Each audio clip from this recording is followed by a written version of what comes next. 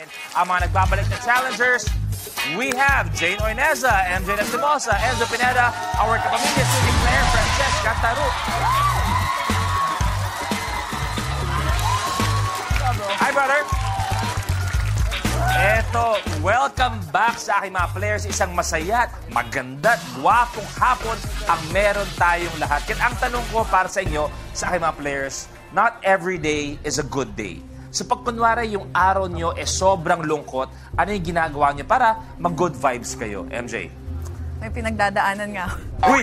Uy! MJ, baka gusto mong Kailan to?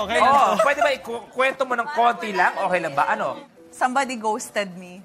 Oh! Nagparamdam, nung medyo nagkagustuhan na bigla na lang, Yes. Bigla nawala, nawala. nang walang ano. Anong gusto mong sabihin? Wala. Wala. Gagalingan ko na lang ngayon. Oo.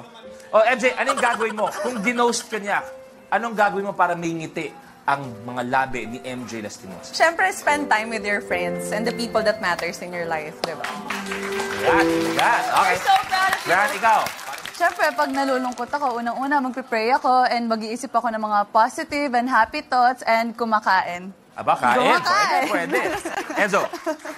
Ako, masarap ilaro Ay, okay. yung aso ko. Ay, Man's best friend. Oo naman. Loyal eh. Iba magpangiti ang mga aso, di ba? Oo. Jane, ikaw.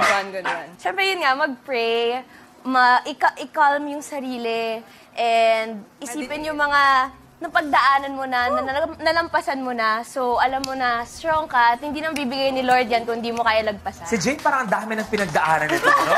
Alam mo, mamaya pag-uusapan pa natin yan, pero yung mga pinagdaanan nyo, yung mga ghosted na yan, kalimutan muna natin lahat ng yan. Lahat ng worries, ilipat muna natin dala. Gagawin natin sa show na to, magsasaya tayong lahat, kapamilya. Kaya masasaya kaya pag nalaman na natin kung sino ang sasama pa sa loob ng 60-second circle, kilabot sa pagpapakilig, sa paghatol sa dance floor, sa Showtime. We have #Maru Delgado.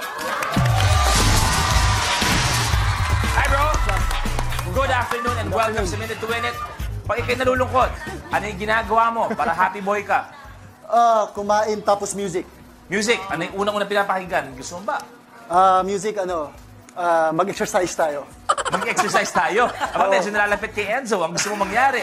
At eto nga, sabi ko, last day, bukas. Ultimate last man standing na tayo bukas. Ibig sabihin, matindi ang magiging labanan ng mga ganap.